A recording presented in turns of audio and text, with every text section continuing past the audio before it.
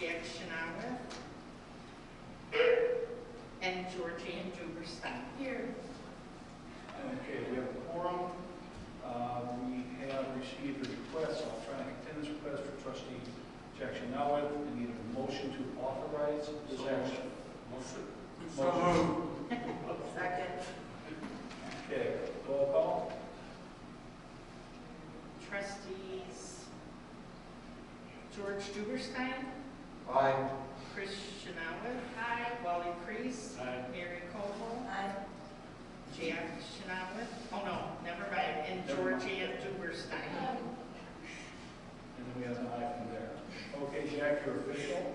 Need a motion to approve. Need a motion to approve the agenda. So moved. Roll call. Trustees George Duberstein, Aye. Chris Shanawith, Wally Priest, Mary Koval, Jack Shanawith, and Georgianne Duberstein. Motion carried. Okay. We now have the remote audit presentation from Scott Termine of BKB Limited Liability Partnership for the annual financial report. Scott, you're on. Thank you, Mayor, and thanks to the board for engaging us to perform the audit again. Special thanks to Kelly for all her work preparing for the audit. She had things in good order for us, and all that advanced preparation helps things to go smoothly, so appreciate that. As in previous years, we provide two main deliverables with the audit. So you have the audited financial statements and our required communication to the board on the result of the audit. We sometimes refer to that as the management letter. And I'll just briefly touch on the financial statements first. As always, if you've not already done so, I would definitely encourage you to read the management discussion and analysis, which is on pages 4 through 13 of the report. That does include some nice summarized comparative information, along with some narratives on key financial impacts for the year. As you get into the financial statement report, you'll note the first item in the financial section is our auditor's report. So for 2021, that is again an unmodified or clean opinion. So that is the best form of opinion that you can receive, and it means that we found all the financial statement amounts and disclosures to be fairly stated in all material respects in accordance with GAAP. As you look at the financial statements, the statement of net position is on page 14. This takes all of the bridge's assets, including its infrastructure, which total about $17 million.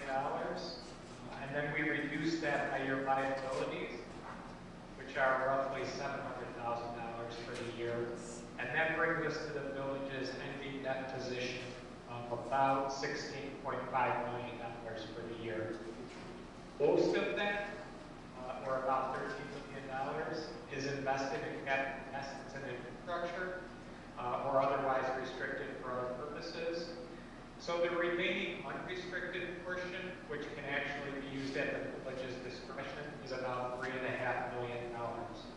I'll just point out that many municipalities have seen that amount move to a negative balance because of outstanding bonds and pension liabilities. So the village is in good shape, comparatively speaking there. In the village's case, we didn't pay off your IEPA loan in fiscal year 21. So your largest remaining liability is your net pension liability from the IRM pension plan, and that's approximately $25,000. For most governments, pension funding will continue to be a significant consideration, but the village's commitment is relatively small to the staff size, so it's not as much of a challenge for you. Page 16 shows the general fund page. There you can see that you're maintaining a healthy fund balance of approximately $1.3 million. That's about 8% of your annual expenditures for the fund, or roughly 8 months worth. And just for some additional context on that, with a best practice Government Finance Officers Association that suggests that we should never go 16% or 2 months. So you're definitely staying low. I won't go into much details further on the financial statements, but I will pause here just to see if there are any questions or anything else you would like me to clarify before I move to the second second document. Any questions or comments for Scott at this point? Forward, Scott. Okay, very good. So in addition to the financial statements, the second document that you have is our required communication to you under auditing standards. It provides a summary of our responsibilities in conducting the audit. It also highlights some of the significant estimates and footnote disclosures that you have within the financial statements. Scott? As you look at pages 2 to 3, yes. This document, can you see what I'm holding up? Is that what you're referring to now? Yes, it's just a few pages of a letter, yes. Okay. Starting with audit scope and results? Yes, correct. Okay. So as you look in there from pages 2 to 3, we note that we didn't have any significant audit adjustments as part of the engagement. We did have some immaterial items that we agreed with management not to post because they are insignificant, and those are attached to the back of our letter just for your information. Within the letter, we also do have a section that relates to internal controls. Here we did have 2 repeat comments from prior years relating to internal controls. Since those aren't new, and I know you all received the reports before the meeting, I'll get into those in further detail unless there's any questions there. But lastly, within the document, letter notes some additional GASB statements that the village will need to consider over the next few years. GASB does continue to be very active in issuing new pronouncements. The most notable one that will be coming will be the lease standard, which will apply for the village's fiscal year 20. So if anyone has any questions, I'll be happy to address those now or provide any further clarification. Scott, you cut out, when will that gas be effective? 20 what? That's fiscal year 2023. Okay. All right. Any questions? Comments? Scott, you're off the hook. All right. Well, thank you all again for your time. I hope you all have a good evening and I'll help you. Well, hold on, question. Yeah, sure. There's no much mic. You recommended that that the staff get trained in detecting scams. Is that something that you would do for us? Yeah, so that refers to the fraud prevention. Or are you thinking of the email cyber-related comment? Whatever. Primarily the emails that come in that look right, but they aren't. Yes, so there are certainly some additional services we can provide there related to just kind of detecting those. There's a number of different assessments that you can perform, whether that involves testing your own network or doing some test emails to staff to see if anybody clicks on links. So we can definitely have some additional discussion with management around those if those are things that you feel you would like to pursue. Okay. Just another question. It looked like there weren't any significant issues. I just want to make sure that I was reading things right. Yeah, that's correct. The comments that we had in the letter just relate to performing an annual fraud risk assessment and then documenting some policies. We don't consider those to be significant comments, just sort of best practice type recommendations.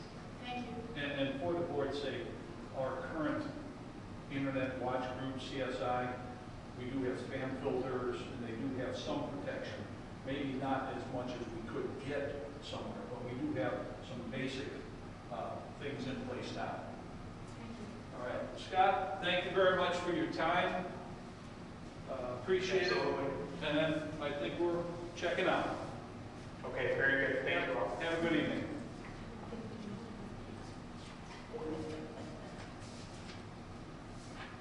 All right, I'd like to change the agenda to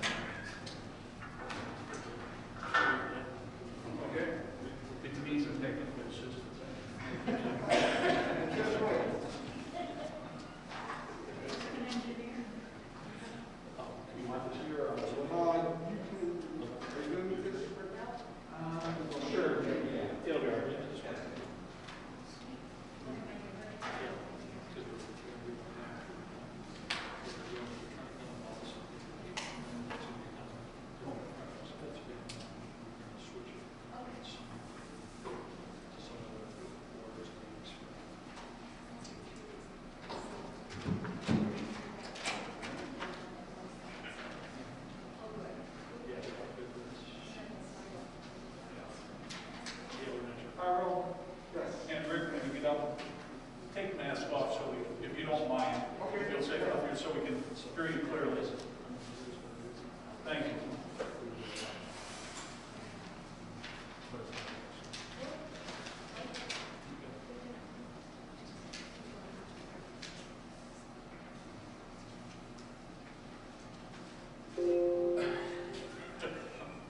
Please note Hiram's picture. I've asked him about it a number of times. He was young, that's his first year out of college. We have since added a lot of wrinkles to his face. I can thank the mayor for that. All right. He has an impression. Everybody hear me okay? Yes. All right. Sounds good. Okay. Let's see that. All right. Good evening, everyone. My name is Hannah Rodriguez. This is Rick Lieber. We're both with Robinson Engineering. And today we have a presentation for you, a concept plan for a new additional well in the village of Hainesville. We'll go through the presentation, we'll talk about some of our recommendations that we have for you, and then we'll open it up for questions and discussion at the end.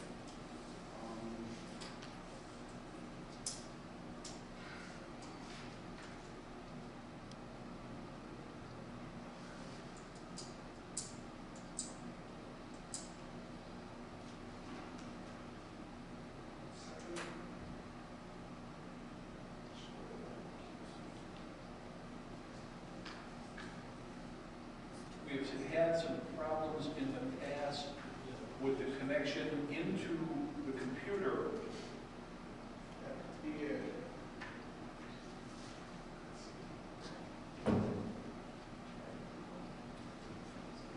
Try to plug right into your computer.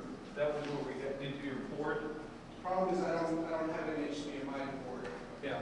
Well, even your adapter. The last time we had to use an adapter, that's when we ran into the problem. That's it.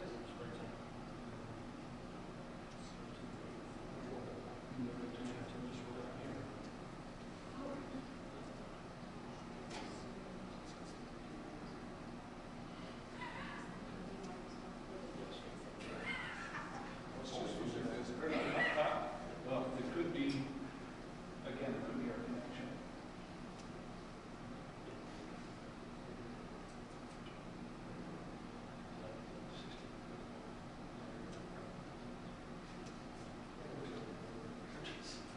Just don't move. All right. Sorry about that. Touch it very carefully. All right, sorry about that. We'll get going. So I'd like to first start by refreshing your memory and giving you some background information on the presentation that was given to you earlier this year by Mr. Steve Zahner. And we'll talk about the following three items: redundancy in water supply systems, why that's important. We'll look at what the existing system in the village is composed of, and then we'll also talk about some of the options we have explored so far for adding redundancy to the system. So redundancy in a water supply system, why is it important? Think of redundancy as a backup, tool backup. Got this picture of this colorful bus here. I think it's safe to say that you can probably afford to lose one of those taillights. He's got plenty of them. He's got redundancy in the system. So redundancy is important in any system for various reasons. One of them being reliability. We want to have a reliable system, especially when the system, such as the water supply system, has a direct impact on public health. Get closer to the mic, please. Is that better? There. There we go. And so that's one of the reasons why we want to have redundancy in our system. It increases reliability, and that's achieved by duplication of critical components in the system. So two wells will give you more reliability than one well. 3 wells will give you more reliability than 2 wells, and so on. You get the concept. Another reason why we want to have redundancy is for performance purposes. Performance in a system is actually increased overall when you have redundancy. In our scenario, for example, by adding one more well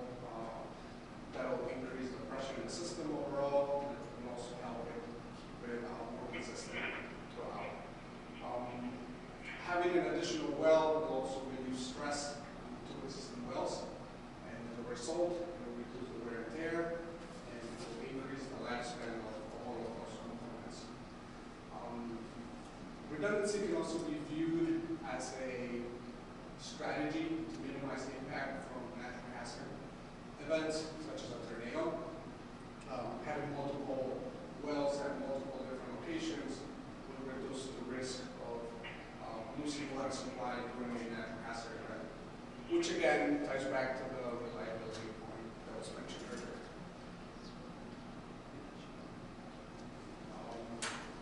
So now that we heard about redundancy and its benefits in any system, let's talk about what the existing system in the village is composed of.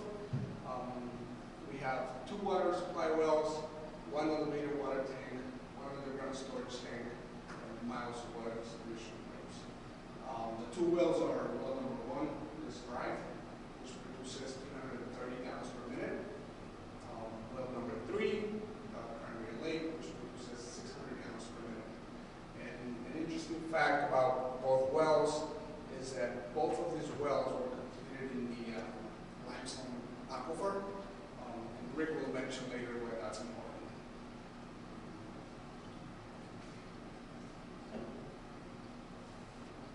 So next we'll talk about some of the solutions that we have explored so far for adding redundancy to the system. After having multiple instances where the village had to rely on running only on 1 well, and after many discussions with the mayor, as a result, we felt that we didn't have a comfortable level of redundancy in our system. And so we started looking at options.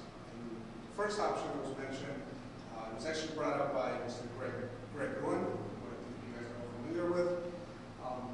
That option involved a system interconnect with another municipality, which is a common solution for adding redundancy to a system. In this case, we were exploring the idea of doing a system interconnect with the village of Grace Lake, and many meetings were held. At the end of the day, it was determined that Grace Lake required 3 connection points and also upsizing their pipe system. That's a picture of the upper right. The 3 red lines would have been the interconnect between Harian Farms and Hainesville. Correct. And the cost to do this would be roughly about $1.5 million on the low end, but probably well in excess of that when it was all said and done. Also, the connection with Grace Lake was going to be a meter connection, which meant that Hainesville would have to pay Grace Lake for all water usage from these 3 connection points. And so for those reasons, this option was eliminated. The other option that we looked at and that was brought to you back in January, it was adding 1 additional well at each one of the existing well sites. And this option would cost about $1 million, but due to some space limitations, the existing sites proved this option to be challenging. But also, with input from both Rick and the mayor, we felt that this option didn't give us the level of redundancy that we were looking for during a natural hazard event. And the scenario that was brought to the attention was that, if one of those well sites went down, all the electronics at the site would be down, which would mean that all the wells, the new one, the existing one, would be down because both wells would not operate at the same time.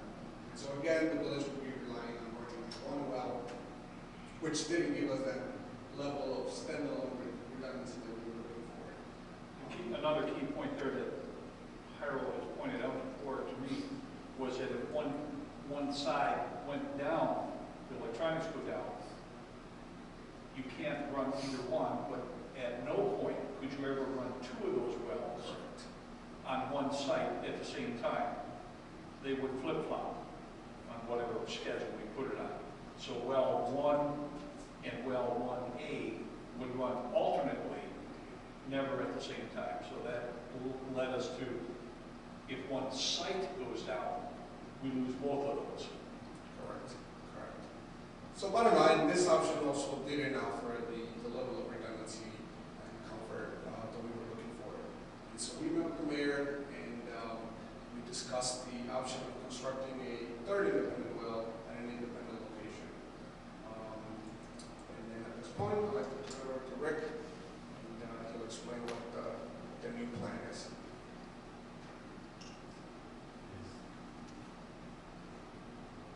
Just swap mics, Rick.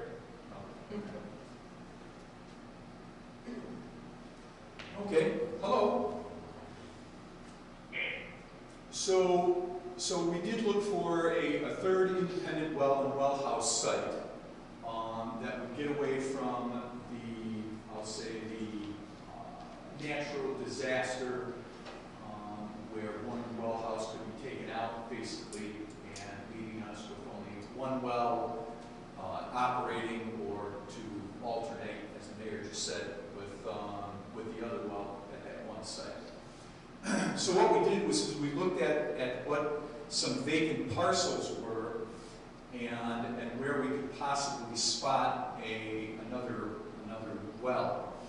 And so we looked at the Park District property here, and the Park District has a thing there, which would both be good sites. They were close to existing water main, but again, we looked at both of those sites and said, especially this, where high usage activity there for sports, probably would not be I'll say a good negotiating point to try and get any of that property from the Park District.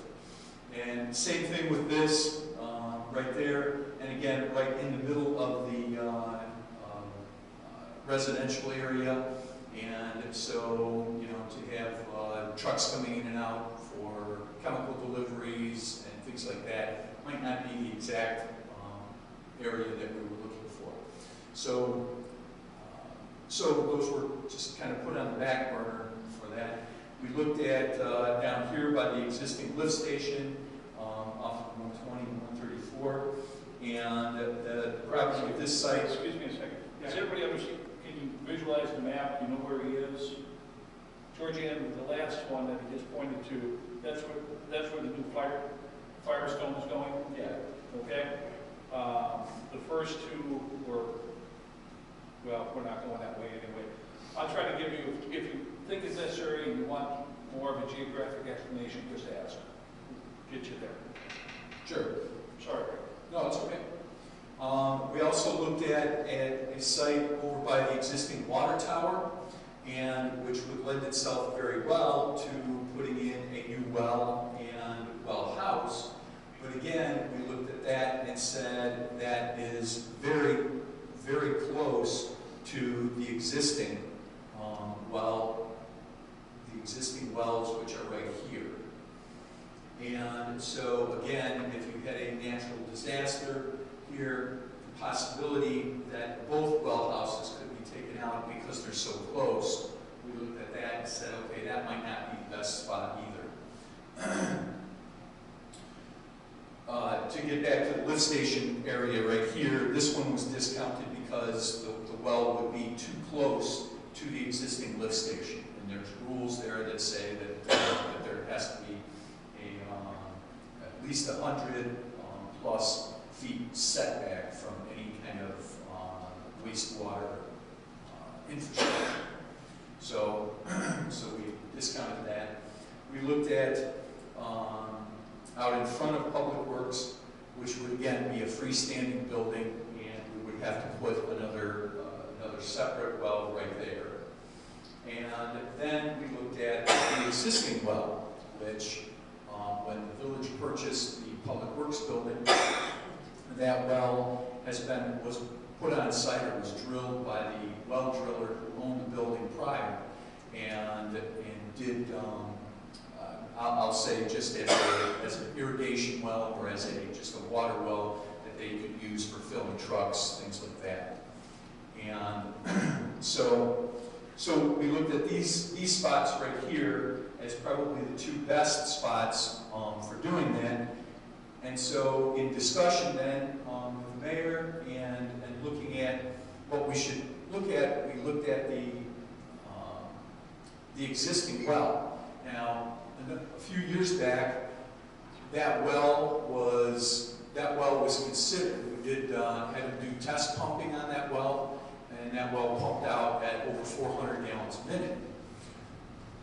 The problem with that well is that it's a smaller diameter well, and also the water that was being produced out of there was high in iron.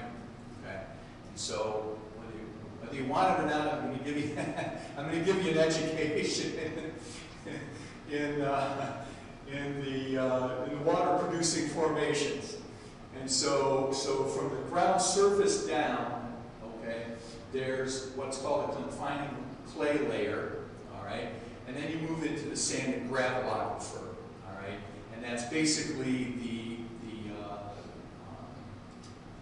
remnants of the glacier period, and that's a water-bearing formation, but because it's sand, or because it's mainly sand and gravel, it's also high in iron.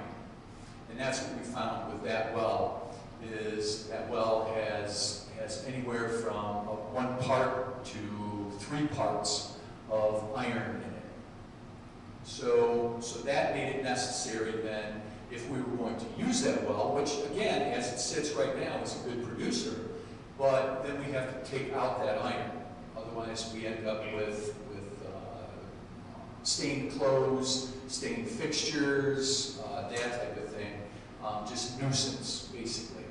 And so we looked at then putting in an iron removal system, and we looked at where we could put that iron removal equipment, and with all of the new tanks that go along with it, you have backwash storage tanks and things like that you have to build for that. And the existing building didn't lend itself to everything that needed to be done.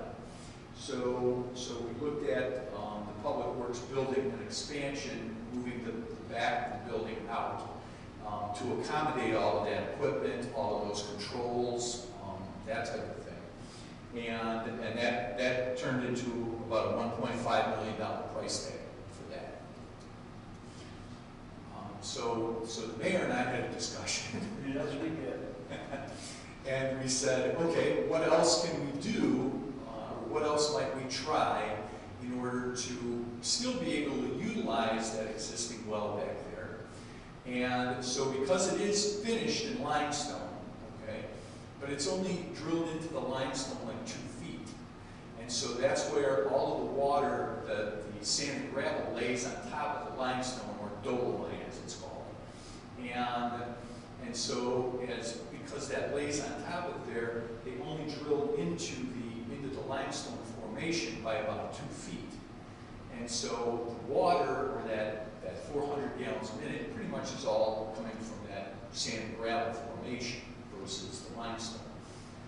But the thought was, because it wasn't screened, most sand and gravel wells have a screen built into them, okay, which would preclude them from being able to be drilled any deeper. All right, you have to, once it's in the ground, you can't pull it out, especially if it's been grouted. You have a question, Jordan? Oh, okay. And so, but because it's finished in limestone, we looked at it and said, okay, is this possible for us to drill this well deeper into the limestone? Again, in this area, well number 3 and well number 1 are both good producers from the limestone. So we looked at that, and the only drawback with that is, again, the original casing that was put down is only, I think, a 6-inch casing that goes down, and so when you drill from where it is now further down, that's going to have to be dropped in size to a 5-inch well that can be drilled into the limestone. So that's in order to fit inside the current casing, which yes, cannot be removed. Yeah. So based on that, we said, okay, is that well going to produce enough at a 5-inch well in order to be able to produce the amount of water that we want? We'd like to get at least like well 1, where we're producing over 200 gallons a minute out of that well. And so what we looked at was, I talked to a couple of different well contractors, and we gave them all the information on the existing well. And I said, okay, give me some recommendations or some thoughts on what you guys would do in order to show if this well is going to be able to produce enough water, and or to go back and modify the existing well so that we could modify the existing well, drill it deeper, and see if it's going to have enough production, basically. So one of the contractors came back and said, well, let's just drill that well deeper and we'll see what we get. And they came up with a price tag of about $130,000 to do that. And so I looked at that and I said, well, that's okay, but before we invest $130,000 into a well that we don't know how much it's going to produce, that's kind of a steep price to do that. And so I went back to them and said, okay, try again.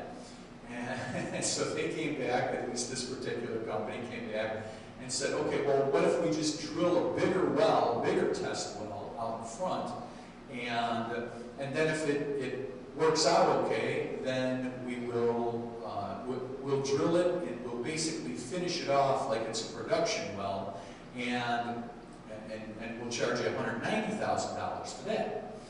And so, again, I said, well, until we know that that limestone right there is going to produce the kind of water that we want.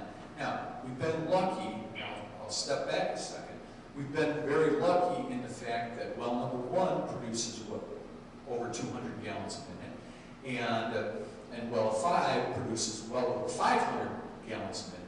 So the limestone in the area is pretty prolific when it comes to water production. However, I've learned over the years that you can go 100 feet away from another well, and that well can go from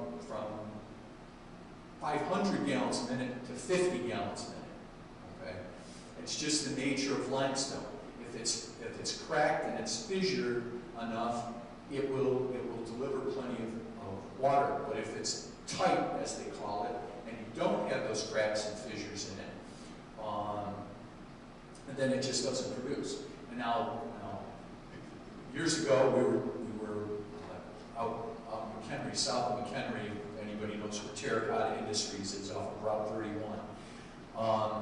They were doing an industrial park they wanted to do. And so they said, well, we're going to need like 300 gallons a minute of water for this industrial park. They built a water tower, or wanted to build a water tower. So we had actually the company that I'll talk about next, Lane Western, come out and they did a test well. And the test well produced 30 gallons a minute of water. And they said, well, that's not good. You know, we can help to acidize the well or whatever. Sometimes they'll open up the fissures and get more water out of it, but it was like, this is nowhere close, guys. Let's not waste money on this. So they went to the south a little bit further, a couple hundred feet, 500 feet, whatever it was.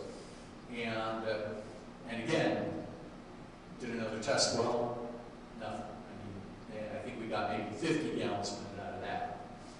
And so looked at it and basically, okay, we're kind of stuck here. I said, let's go out to the west. And we'll go out to the west on the other side of where the development is going to be. And let's test that, do it out there. We went out there and same limestone formation, drilled down, we got 390 gallons a minute out of the limestone formation there. And that was probably a couple thousand feet away, but still. So that's just to show how limestone can be weird. The good thing about limestone, again, that we want to try and stay in the limestone is low in iron, so that you don't have to treat it to remove the iron, and it very rarely contains any radium or barium in the water. If we go down below the limestone aquifer, there's what's called the Macloqueta shale underneath the limestone, and then it gets into the sandstones. And the the sandstones are the St. Peter sandstone and the Galesville sandstone, and then ultimately down to the Galesville sandstone. Those are all always pretty good producers. The only problem is all of those come with their own problems, and that's typically radium, high levels of radium, or high levels of barium in the water. And so then, like with the iron removal, we would have to put in an ion, what's called an ion exchange system or a softening system in order to take those constituents out, because they're typically in excess of what the EPA says we can have. So anyway, the second well company that came in, Lane Western, basically said, how about if we do this? How about if we do a test well close to the existing well, but in a far enough away that we can get equipment, everything like that in. We'll dig that down, and we'll go down and we'll go into the limestone, and we'll only case it, though, at 5 inches to see what we get. And we'll go down all the way through the limestone into the shale, and we'll see what type of production that we get out of that 5-inch well, which is the same size as what we've got right now on the property. And we'll see what that produces. If that produces a lot of water and what we want, then we'll know, and we can easily abandon that well, the test well. And if we can drill deeper, then we can go right back over to that which is already partially finished, and just drill down deeper into the water that we need. And then if we need to, if it shows that there isn't the production out of it, and we need a bigger diameter well, we can come back and we can put a bigger diameter well right there, just over drill basically what that test well was, and create that. So to do that is $45,000 to do that test well. And at this point, that's what we're recommending is for the $45,000 to do that and find out exactly what that aquifer will produce. So, Okay. So what? No decision will be made tonight. We will have a decision of sorts at the December meeting. But what will be offered up is, do we drill the test well for $250,000, that particular range, and at that point make no commitment beyond there. Drill the test well, find out what's there, and then make a decision on whether or not to proceed with completion of the third well. Georgianne. I was surprised that you said that you would drill down to the shale, because I thought you said that you didn't want to go deeper than the limestone, because then other problems exist when you're going down. Not in the shale. The shale is okay. The shale lays on top of the sandstone. When you get into the sandstone, that's the St. Peter sandstone, or the Galesville sandstone, that's where you get the radium and barium problems. So we'll stay out of those at all costs, I'll say. I don't know, George? Yeah, I have a bunch of questions. Why don't you take a mask off, sir? Thank you.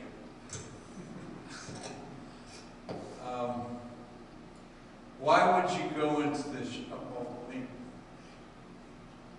from a stratification point of view, you have limestone, and then the shale, and then the sandstone. Why would you go to the shale versus sticking with the limestone? No, we'll just stay in the limestone to begin with. Yeah, just to see, so that we'll know exactly what the limestone will produce. If we had to go deeper into the shale, we could, but the shale is not a producer like the limestone is. Okay. Where exactly would you be drilling this test well? The test well the existing well is back here, so we would be right in this same, right in probably in this area. When you say the existing well, you mean the Boyson well? Boyson well, yeah. And so, Probably within 30 feet radius of Yeah, probably, yeah, I would say. so the purpose of drilling the test well, which is in close proximity to where the Boyson well is, if you get the results that you want out of this test well, would you do something around the test well, or would you go back to the Boyson well? I would say we would easily go back to the Boyson well, knowing that if we drilled it deeper at 5 inches, if we got good production out of the test well, we would go back to the Boyson well and drill that deeper all the way through the limestone.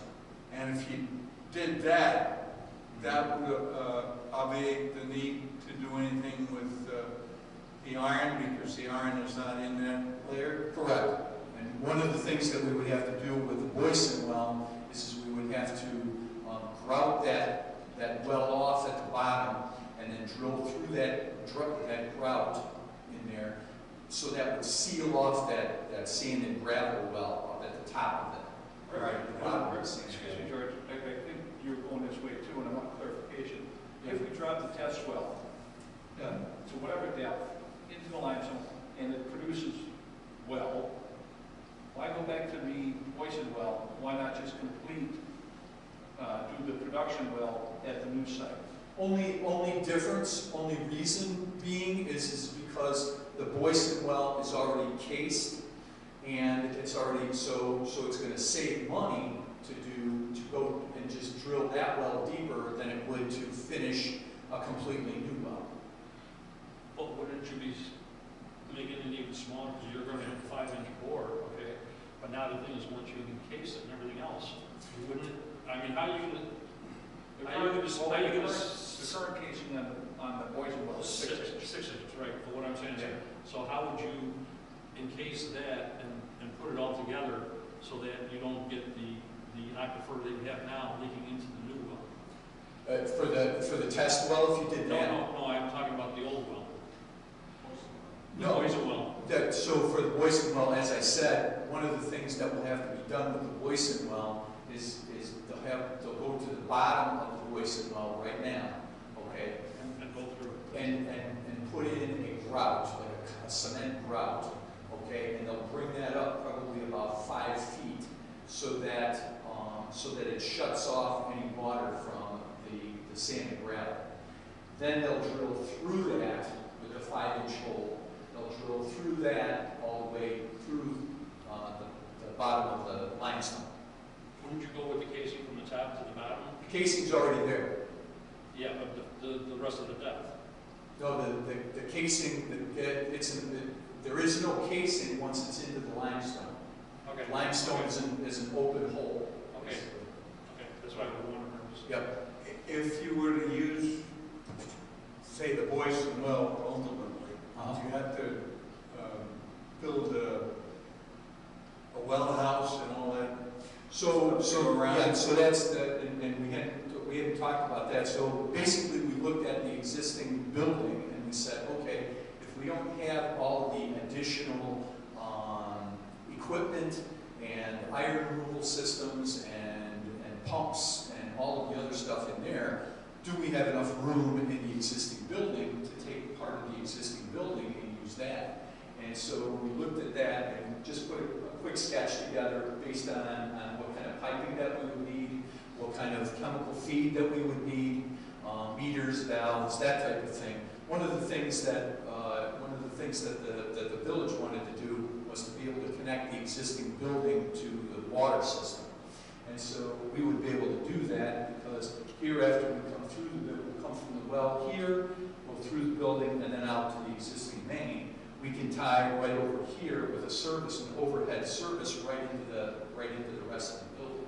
Essentially, we could use part of the last bay that's currently under lease. Well, plus the fact if you're going beyond the sand and gravel, you wouldn't have the iron issue, so you wouldn't have the equipment to remove it. Exactly. Which give you a little more. We would no longer need smaller footprint. We would no longer need the additional extension to the building. Right. Which was This would be in the existing building. Now, in that other diagram or picture you had up there of the various options, that it was. No, go back. No, go one more forward there. There you go.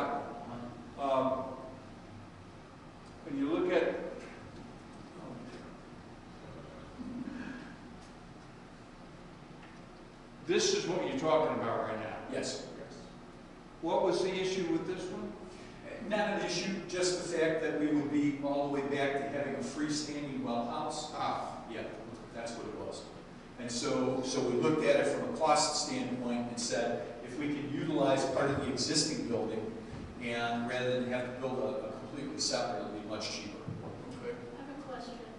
Sure. Why would we have to build a test well? Why can't we just go down and poison well to the level that you're talking about? If we take the existing well, and which was proposed, if we take the existing well and we drill deeper into the limestone, the cost was that we got back was about $130,000. Okay, and that's not a guarantee that if we drill all the way through the limestone that we're going to get the production that we want.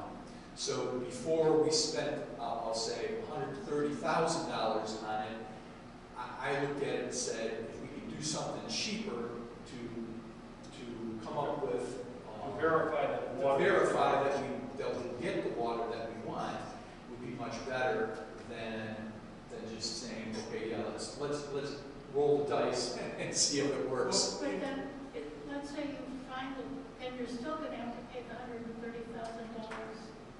to do something with the Boyson well.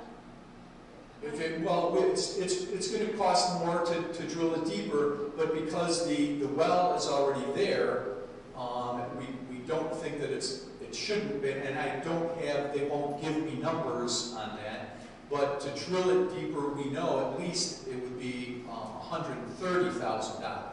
So this approach, we risk $50,000. Yeah. There's no guarantee if we drill the Boyson deeper at $130,000 that we're going to find what we want. If we go to a separate site and spend $50,000 and find the flow we want, we feel more confident that we could then extend Boyson and have the supply we want. All right, wait, Wait. Well, George, hands on it. Go ahead. I had understood that they had to cap the Boyson well, or put cement in, or do something with it. If we close it, Yeah, that was an option if we closed it, but we haven't done it yeah, yet. if we were to close it like we closed well 2, you fill the tube with Bentonite clay. clay. Yeah. Just stuff so you don't have a water spout. I thought it It'd was, be a nice fountain. I thought it was done when Linda was mayor, when we took over the. No, that well is still open. That well is still open to the formation. Yeah. Before you ask, Jack, do you have any questions? I don't want to ignore you. Jack? No questions. Sorry, no question. No questions. I'm a little confused here now. Georgine just said, why couldn't you drill the current Boyson well to test it out? You said it would be $130,000. Why is it only $50,000 to drill a separate test well? I mean, you're still drilling down. What am I missing? The contractor will drill down. They'll just put in a temporary casing, just to hold back what I would call the overburden, the sand and gravel and everything, so that they can get down to the limestone. That would be the test well? That would be the test well. Okay. Yeah, but So then, when they're done with that test well, they can still pull that casing out. That casing isn't grouted. When you drill like the Boyson well, that's grouted in. That's cement grouted into the ground, basically, for at least 20 feet down. And so that's not something that you can pull that casing out. I think the question is,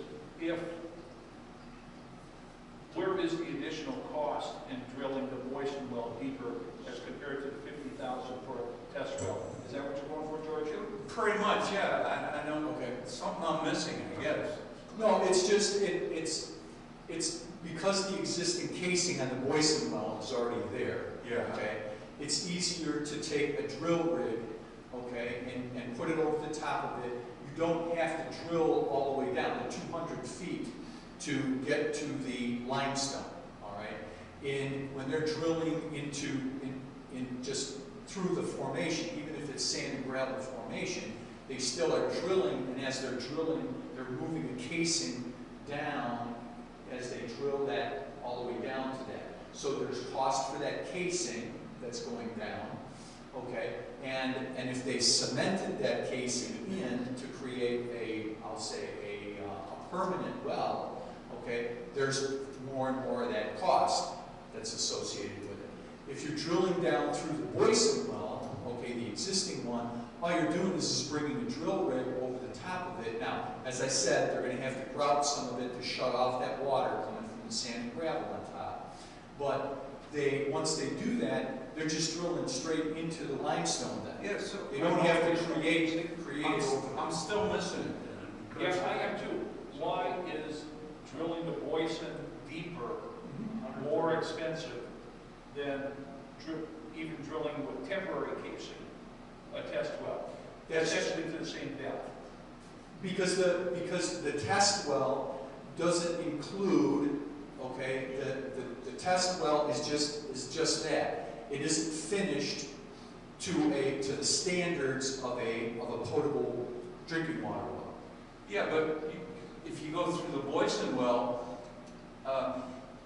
you don't have to do, why can't you do the same thing? I mean, I don't understand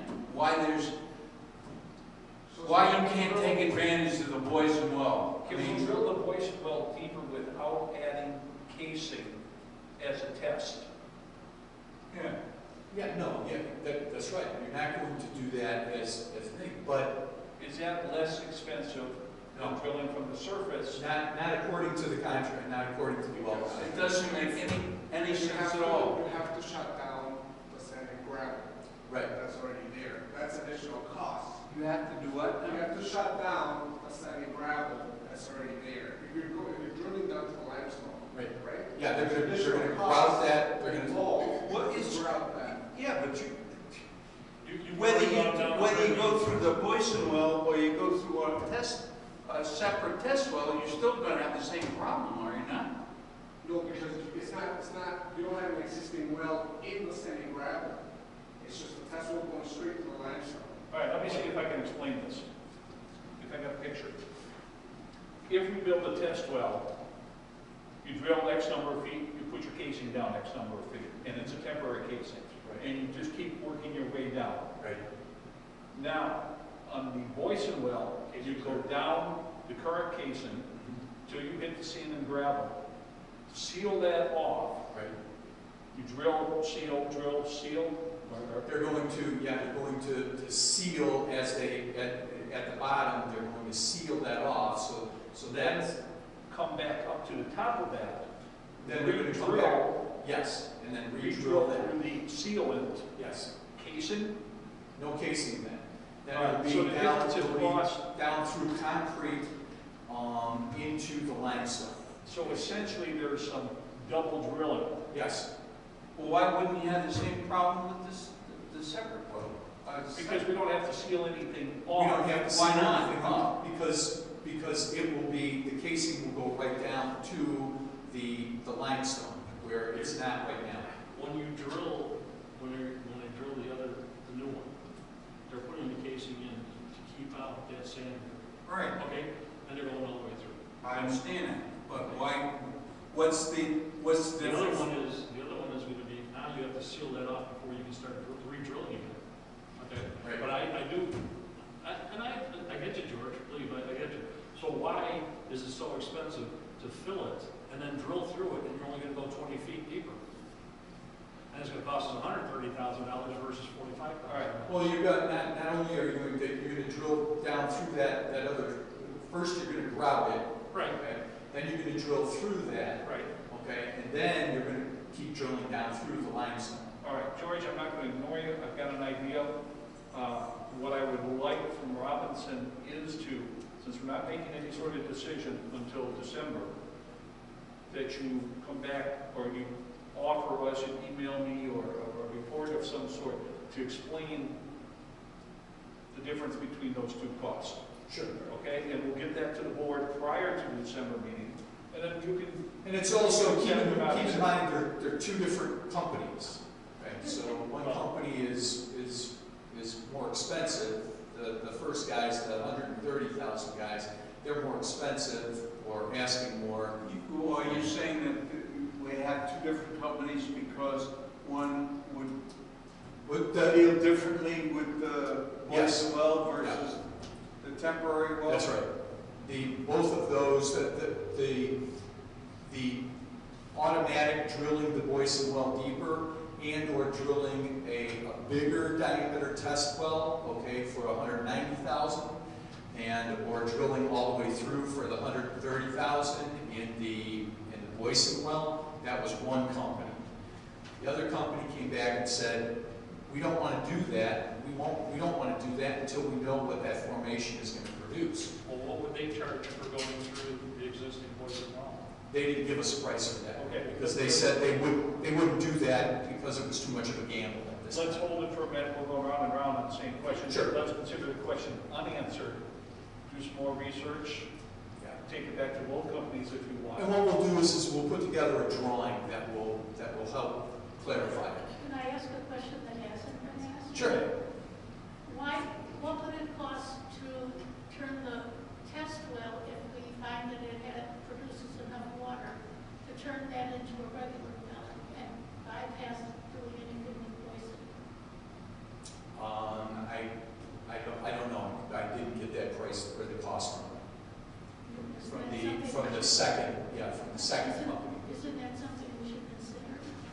We can ask. Would it make more sense if we were to go with a test well to do bigger than a 5-inch to start with, let's say an 8-inch test well, and then if that's productive, depending on price, forget the Boyson and go with a new one. And we can easily do that, and we can easily get costs to do that.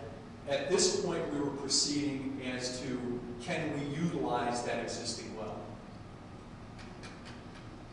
What I'm hearing, correct me if I'm wrong, is that we're looking for a tighter price comparison.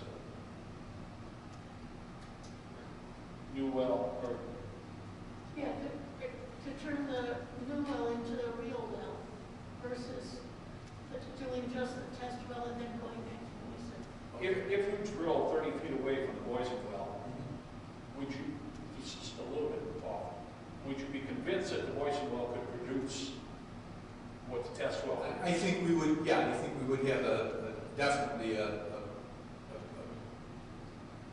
Definitely, maybe. yeah, One other, good confidence that it would. one other question. If you were, as the option was just presented of, say, doing an 8-inch test well and then making it permanent, would you still be able to use the well house physicality in this building? Sure. Because it's not going to be that far away. No, it's not going to be that far away. A little bit, maybe a little more piping, and maybe not even a whole lot more piping. But this option stays the same. All right. In all the conversation, the latest conversations I've had with Hiram and Rick, we're looking at a total amount of approximately $1 million. However we proceed, in order to reach a production well, operational, we're right around the $1 million mark.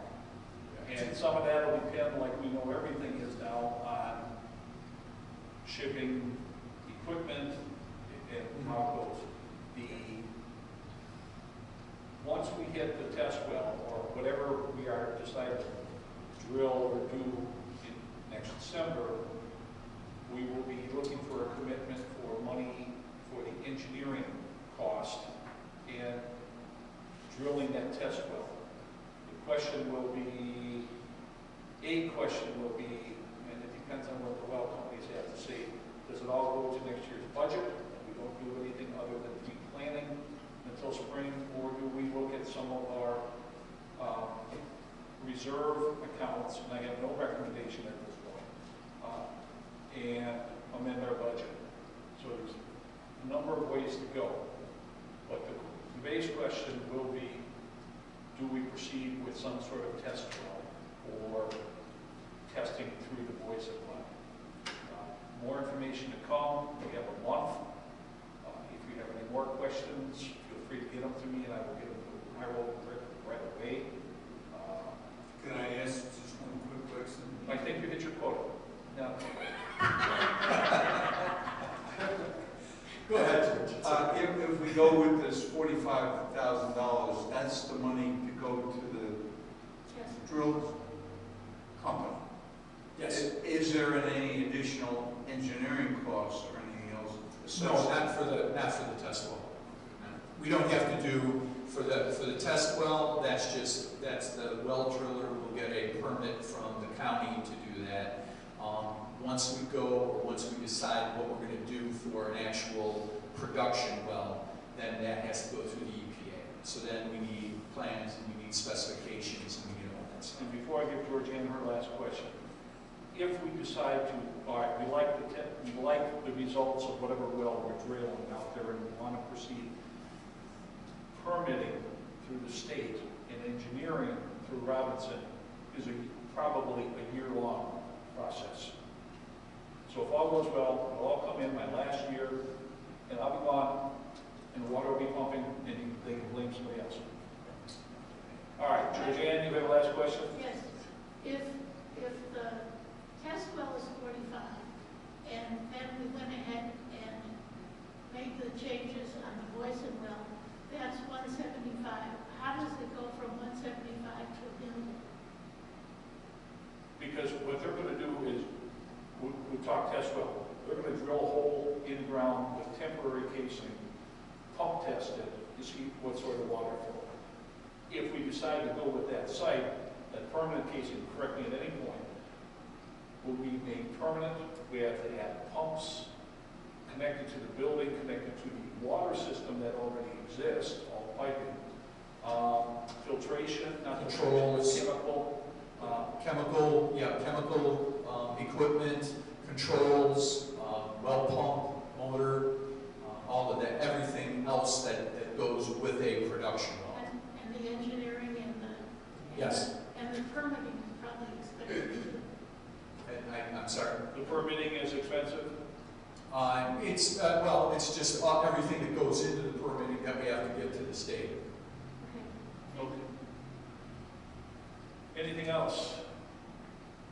Thank So let me be clear, or what I will put together for you guys, so that everybody, we'll go back and because I understand the confusion, George, is that we need to have, or we'll try and make this between the two well drilling companies a more apples to apples, to oranges type of thing, so that you get a better, this is what these guys are charging for this is what these guys would charge for the exact same thing. So. Sounds good. All right. Any closing comments? All right. Thank you very much. Sure. Okay. Shut that down. 5-minute break if anybody needs it.